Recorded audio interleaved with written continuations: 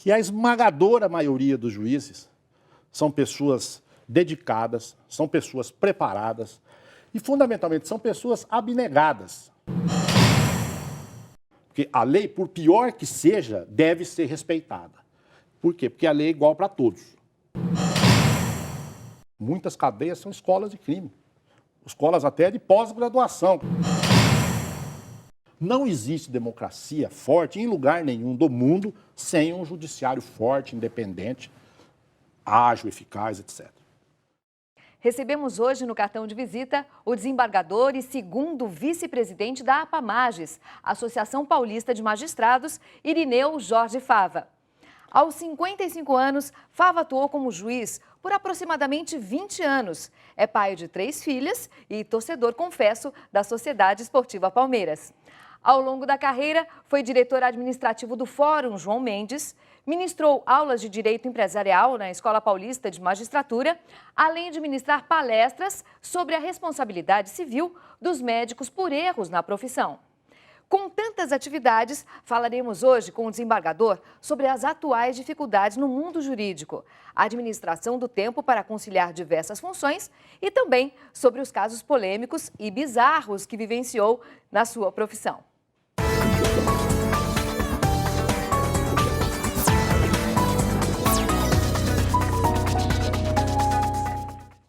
Olá, doutor Irineu, bem-vindo ao cartão de visita. Com 55 anos e tantos anos de profissão, qual é o maior desafio no mundo jurídico atual?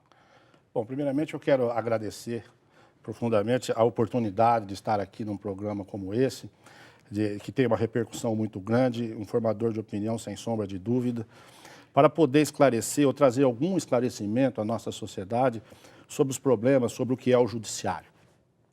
Eu reputo que hoje o grande desafio do mundo jurídico atual é você tornar o judiciário mais ágil, mais eficiente, mais eficaz e, o que é fundamental, mais próximo da população. Com isso, o respeito, a segurança, a garantia que o cidadão terá no judiciário será muito maior. E isso contribuirá fundamentalmente para que a gente diminua muito aquilo que é a maior agonia, digamos assim, de todos, ou de praticamente, da grande maioria dos magistrados, que é a chamada morosidade judicial, não é? Que tem causas multifacetárias. Não é uma causa só, quer dizer, são vários fatores que contribuem fundamentalmente para que o judiciário não tenha a agilidade que todos nós desejaríamos que tivesse, correto? Então, eu acho que o desafio fundamental é se estabelecer um sistema judiciário que atenda todo o país, acabando com essa divergência de decisões, de entendimentos. Muitas vezes uma pessoa ela consegue uma ação, o vizinho dela ao lado com o mesmo problema não consegue, e é difícil de entender esse mecanismo, né? Ué, por que você tem o direito e eu não tenho? Se o direito é igual para todos, se todos são iguais perante a lei. Então, eu acho que o desenvolvimento de um sistema judiciário que assegure isso vai fazer com que o judiciário fique mais ágil, mais eficaz e mais próximo da população. Era exatamente nesse ponto que eu queria chegar. Mais próximo da população. O senhor que é de Lins, interior de São Paulo, existe essa proximidade no interior, as pessoas se conversam. Quando é que o judiciário vai se tornar mais próximo da população? O senhor acha que isso já acontece? Olha, eu posso dizer que nós já demos passos importantes para que isso aconteça. Talvez, logicamente, que o ideal é a busca constante. Não é? Não estamos dizendo que estamos na perfeição ou mesmo muito próximo dela.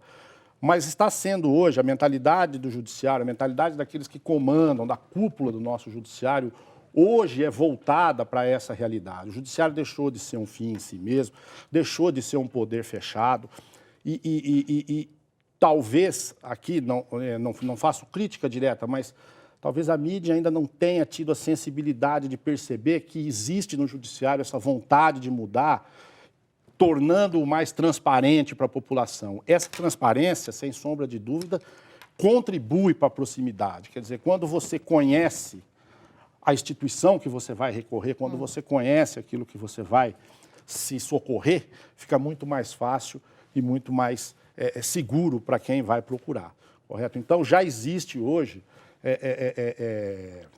mecanismos de aproximação. O próprio Conselho Nacional de Justiça, que às vezes ele é criticado, às vezes não é, ele vem nesse sentido, quer dizer, no sentido de democratizar o acesso da população, principalmente a população mais carente, que é aquela que necessita efetivamente de uma assistência judiciária mais efetiva. Atualmente, a APAMAGES encabeça campanhas contra a corrupção e o crime organizado.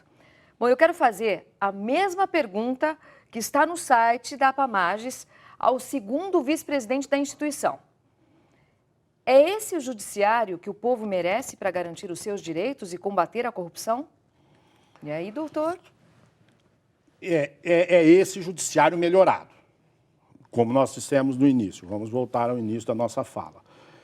Há uma busca constante para se chegar a uma situação ideal de justiça. E essa situação ideal, ela passa, sem dúvida nenhuma, por uma depuração interna. Eu posso garantir para você, pelo tempo que eu tenho, praticamente 30 anos de carreira, mais de 10 anos de vida associativa, que a esmagadora maioria dos juízes são pessoas dedicadas, são pessoas preparadas e, fundamentalmente, são pessoas abnegadas. Porque você, na atividade, muito pouca gente sabe disso, o juiz não tem hora para trabalhar. O juiz não fecha o fórum às 5, 6 horas da tarde, vai para casa e só volta às 8 da manhã. Em regra, ele sai do fórum 8, 9, 10 horas, e aqui nós temos que fazer um registro, se você me permitir, Sim, da nossa querida colega Patrícia Scioli, brutalmente e covardemente assassinada no Rio de Janeiro, recentemente, com mais de 20 tiros, fruto do crime organizado, prática do crime organizado. Quando saía do fórum para sua casa por volta de 11 horas da noite. Quer dizer, uma pessoa que o dia inteiro passa numa atividade extenuante, estressante, que é o judiciário, porque decidir é uma coisa um tanto quanto complicada. Então, é esse judiciário, sim, que precisa estar aí para combater isso, para se depurar e para poder combater a corrupção fora e para poder combater o crime organizado. a corrupção existe em todos os níveis, em todas as profissões. Infelizmente. Como é que é ser um juiz numa sociedade com tantos crimes, doutor? Há uma linha que fala já em suposto século do crime. O senhor acredita nisso? Olha, a gente assiste diariamente e acompanha os noticiários, acompanha a mídia, muito preocupada também nesse controle, e por sinal faz isso muito bem, que o crime ele ganha espaço. Né? Então, se o Estado não se precaver, se o Estado não se acautelar e não tomar medidas preventivas de controle da criminalidade, a repressão ao crime já instalado é muito mais difícil. Então, eu acho que cabe aos dirigentes aí, em geral, não só ao judiciário, mas, fundamentalmente, ao legislativo. O legislativo é uma peça fundamental nesse jogo, porque quem faz lei não é juiz. Muitas vezes a gente ouve, e até com uma certa razão, porque às vezes as pessoas não têm o alcance ou não têm o conhecimento específico da questão, porque a justiça solta, porque a justiça é benéfica. Importante essa sua posição, essa sua colocação a justiça também. é benéfica, mas não é isso. O juiz existe, o judiciário existe para garantir o quê? A aplicação da lei. A aplicação de uma lei que ele não faz. E também, na mais esmagadora maioria das vezes, ele não é ouvido quando é feita. Então, alguém entrega alguma coisa pronta e diz, olha, aplique isso. Aí você pega aquilo e fala, meu Deus, e agora? Mas deve ser aplicada.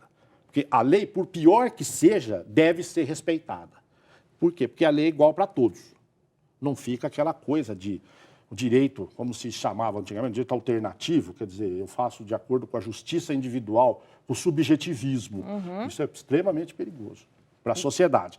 Então, a lei, por pior que ela seja, ela é melhor do que essa situação de senso de justiça individual e subjetivo de cada um.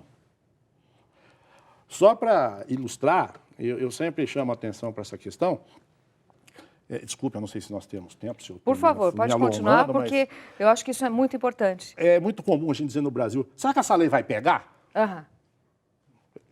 Já deve ter ouvido isso, claro. Assim, acredito como também o telespectador, Sim. Né, que está nos vendo, já deve ter ouvido isso. Por que a lei pega ou a lei não pega? Por essa razão, porque ela é feita por alguém que não é o mesmo que vai aplicá-la.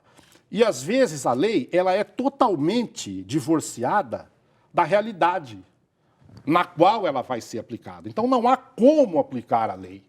Por exemplo, a nossa lei de execução penal, ela é linda, das mais avançadas do mundo.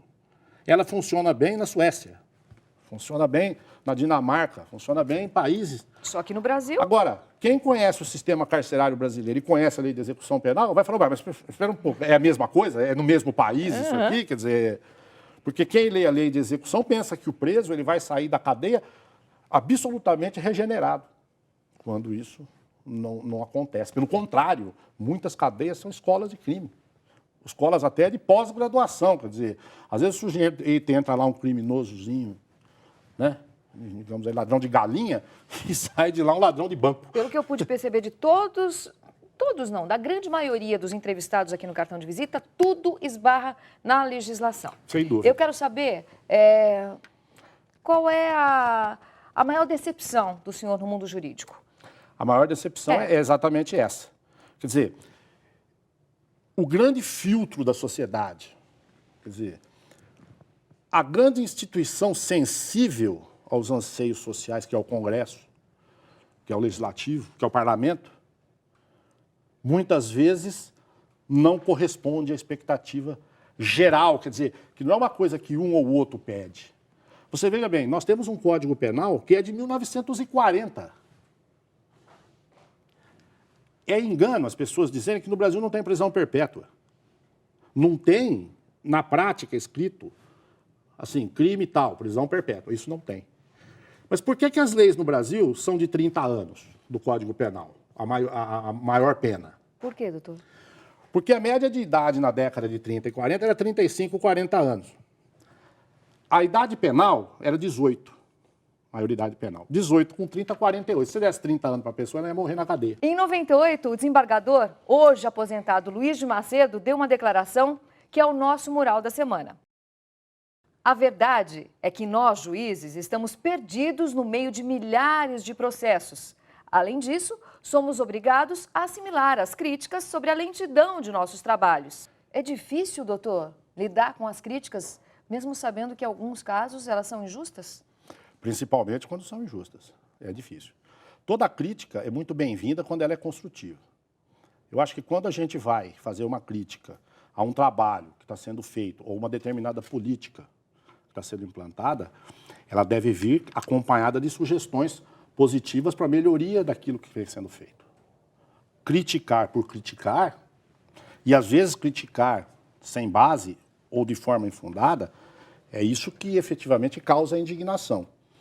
E ela é mais grave ainda quando ela vem com meias-verdades, porque lidar com a meia-verdade é muito mais difícil. Então, que às vezes existe algum embate, quem tem acompanhado ultimamente pode constatar que existem dois grandes veículos de comunicação escrita que vêm com sucessivas matérias do judiciário. Não se tira o direito de informação, isso é sagrado. Claro. Agora, é preciso que sempre haja um contraponto. Eu acho que esse deve ser um princípio de jornalismo, quer dizer, sempre ouvir os dois lados. Ou todo fato tem duas versões no mínimo. Depende de quantas pessoas vão narrá-la.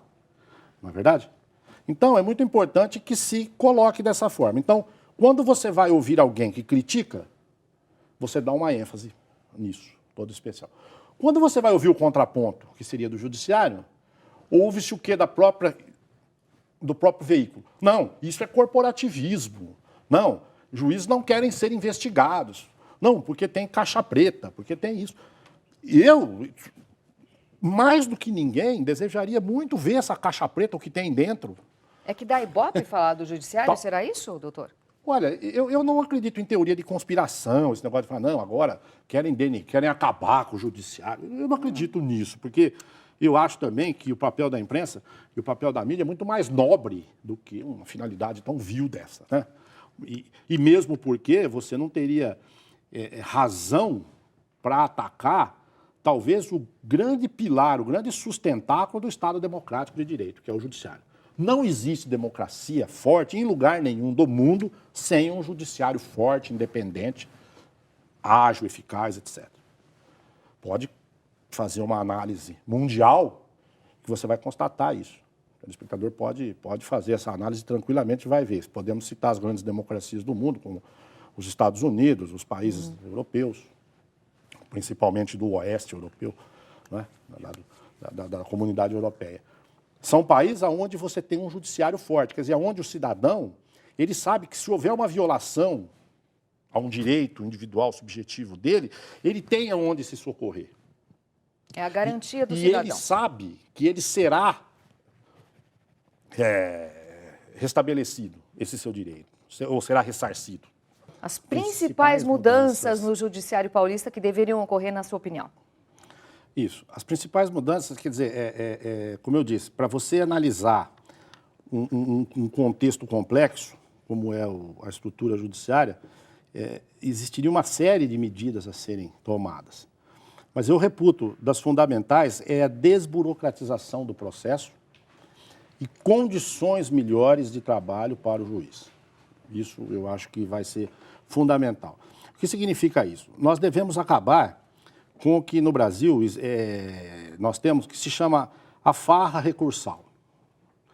Aqui existe recurso para tudo, existe instância das mais variadas possíveis. Uma causa, às vezes, começa numa cidade do interior e vai acabar em Brasília, passando por quatro tribunais diferentes. Aqui em São Paulo existe a preocupação do presidente do tribunal, doutor Ivan Sartori, a respeito desse assunto. Sem dúvida.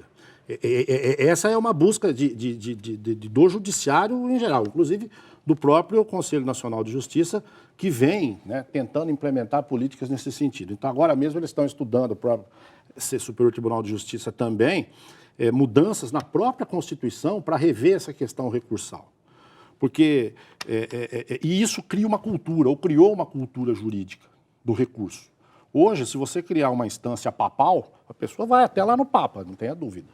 Correto? Ótimo, é um direito, porque está assegurado no ordenamento jurídico, na lei, na Constituição. Mas isso tem que ser revisto, tem que ser refeito. Para quê? Porque tem que se dar maior garantia, maior segurança e maior valor às decisões que são emitidas em primeira instância e confirmadas pelo Tribunal Superior. Sem a necessidade disso ir a Brasília, porque muitas vezes, como diz, o Supremo acaba julgando processo de furto de porco, de égua, de galinha, habeas corpus lá nesse sentido. Quer dizer, é um absurdo uma corte constitucional se pegar casos que hoje vai para um juizado especial criminal, quer dizer, nem são delitos de menor potencial ofensivo, né? A Constituição é necessária, a gente sabe disso, mas acaba engessando o trabalho do juiz? Não é que ela engessa, ela burocratiza na medida em que ela permite essa perpetuação do processo, digamos assim. Porque perdeu aqui, recorre de novo, perdeu ali, recorre novamente. Uma bola de neve, né? Depois o processo ele volta, começa a fase de execução, a mesma coisa. Começa aqui, ele recorre. Quer dizer, então, o processo se perpetua. Esse é que é o problema. O processo tem que ter efetividade. O que significa isso? Ele tem que chegar num ponto em que o direito ele é reconhecido e ele é reparado. E esse ponto não pode demorar muito. Porque justiça tardia, já dizia, né, acho que o Rui Barbosa dizia isso, equivale a uma injustiça, a grande injustiça. A gente vê isso em vários casos do noticiário do dia a dia. E a questão da condição de trabalho do juiz. Quer dizer, o judiciário brasileiro ele é bem diferente por estado. Por exemplo, não existe nada que se compare a São Paulo, no Brasil. São Paulo tem por volta entre 18 a 19 milhões de processos em andamento. O ano passado, os juízes de São Paulo julgaram cerca de 5 milhões de processos, foram proferidas cerca de 5 milhões de sentenças. Muito difícil da gente até imaginar o volume físico do que são 19 milhões de processos. Correto? Quem quiser ter uma base, um dia pode passar aqui no Ipiranga, onde tem nosso acervo, que já diminuiu bastante, e só ali já vai ver a monstruosidade física que é isso. Não é? Apesar de toda a informatização, ainda há essa Exatamente. quantidade grande de papéis, né, doutor? Exatamente. Nós temos por volta de 2.500 juízes na ativa, entre primeira e segunda instâncias, né, em todo o Estado. Um sistema de informática que ainda não está unificado em todo o Estado. O tribunal vem se empenhando ano a ano, presidência a presidência, e eu tenho certeza que essa também é uma preocupação do nosso presidente atual, o desembargador Ivan Sartori, no sentido de solucionar essa questão, implantar isso o mais rapidamente possível. Porque muitas vezes a linguagem de informática que se fala em Andradina não é a mesma que fala em Ribeirão Preto. Uhum.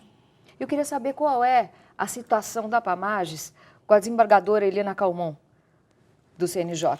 Conta pra gente. Eu vou contar. Inclusive, na semana, sexta-feira retrasada, última, ela esteve na sede da Pamages, ela esteve em São Paulo, fazendo uma visita para cuidar da questão dos precatórios. Os precatórios são pagamentos da dívida pública, né, de condenações contra o poder público. E há um certo atraso nos pagamentos, devido a volume, devido a uma série de coisas, devido à estrutura do setor, etc. Então, ela veio aqui para tentar, né, trazer alguma colaboração no sentido de agilizar. E ela veio em meio àquele turbilhão, naquelas declarações que ela havia dado, que existem alguns vagabundos no judiciário que impedem o andamento, que existe bandido de toga, que tem caixa preta, etc. Então, ela foi nos fazer uma visita e esclarecer até certos pontos, porque nós expusemos a ela a indignação do juiz, principalmente do juiz paulista, no sentido de ser colocado, em tese, todos numa vala comum, né? E ela, então, se justificando, disse que não, que a finalidade não é essa. A finalidade, quando ela lança uma declaração dessa, dentro de um contexto maior, que não foi explorado como deveria ser, pensou-se alguma coisa dali e jogou na mídia como uma frase bombástica, né? Uhum. É exatamente para preservar. E, pelo que a gente conhece da trajetória da ministra Eliana, da própria personalidade dela, eu tenho certeza que a intenção dela é a melhor possível, no sentido, efetivamente, de tentar, né, dar ao judiciário toda aquela feição que nós estávamos falando no início. Dando um pouquinho de assunto, o senhor é pai de 3 filhas e eu quero saber como é que o senhor imagina o futuro das suas filhas numa sociedade marcada pela corrupção e pela violência.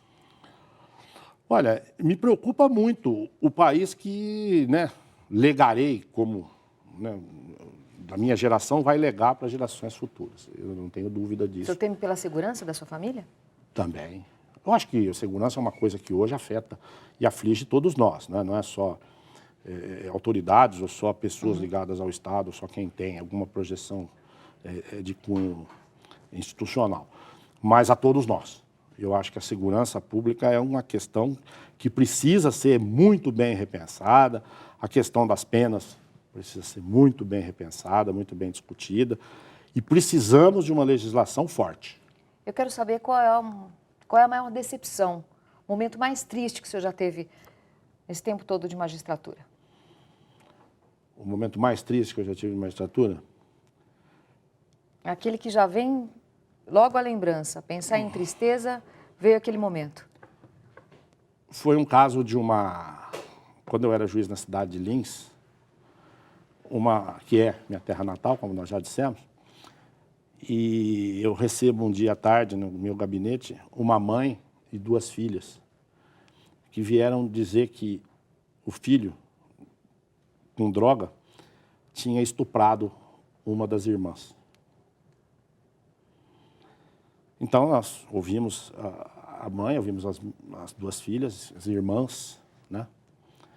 E, em seguida, decretei a prisão, ouvimos o promotor, e, em seguida, eu decretei a prisão do rapaz. E ele estava preso há uma semana, quando fui novamente procurado pela família. Aí ela diz assim para mim: olha, doutor, eu vim aqui, se o senhor quiser prender a gente até, não tem problema nenhum, mas... Pessoas simples, né, sem de pouca cultura. Mas eu vim aqui porque era necessário. O meu filho, ele era envolvido com droga e ele estava numa situação em casa, assim, e estava ameaçando todo mundo, mas nunca teve estupro, ele nunca fez isso com as irmãs, nunca houve nada disso. Nós só fizemos isso porque nós não tínhamos a quem recorrer. A gente não estava mais acreditando numa repressão, numa atuação policial ou mesmo da justiça que pudesse levá-lo a uma situação de recuperação.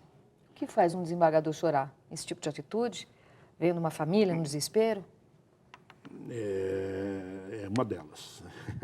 Muitas vezes é uma delas. E é a impotência, muitas vezes, que a gente tem como autoridade, não é, de pensar que pode fazer. A minha grande decepção, no fundo, mesmo tirando o caso isolado, não tem um caso específico, sim, claro. Quer dizer, é uma decepção por quê? Porque ali uma pessoa que não acredita no sistema do qual você faz parte.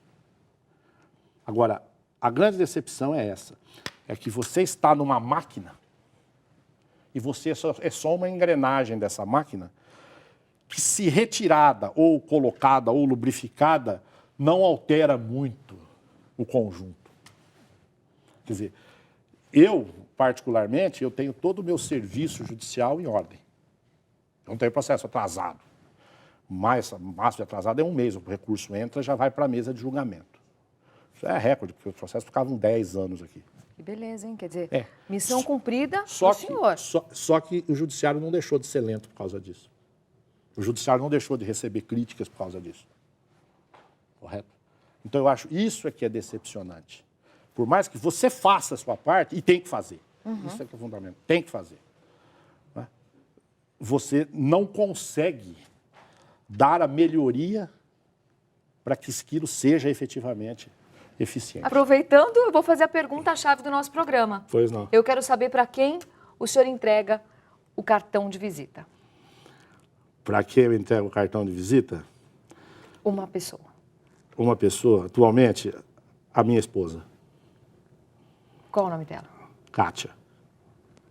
Entrego o cartão de visita à minha esposa, porque foi a pessoa que me resgatou do ponto de vista familiar, porque eu tinha saído de um casamento, não é? E durante algum tempo a gente fica sozinho, então fica, né, sem aquela assiduidade familiar. E nós temos uma filhinha de 3 para 4 anos, então o cartão de visitas eu entrego atualmente para minha esposa. Um homem cercado de papéis, e-mails, desafios. Um senhor que, quando jovem, pretendia ser técnico de laboratório até encontrar-se definitivamente no mundo jurídico. Ele é segundo vice-presidente de uma das instituições mais respeitadas do país, pai de 3 filhas e professor de hermenêutica, a ciência que estabelece os princípios, leis e métodos de interpretação. Aliás, como entender os princípios, as leis e os métodos em uma sociedade sempre em ebulição?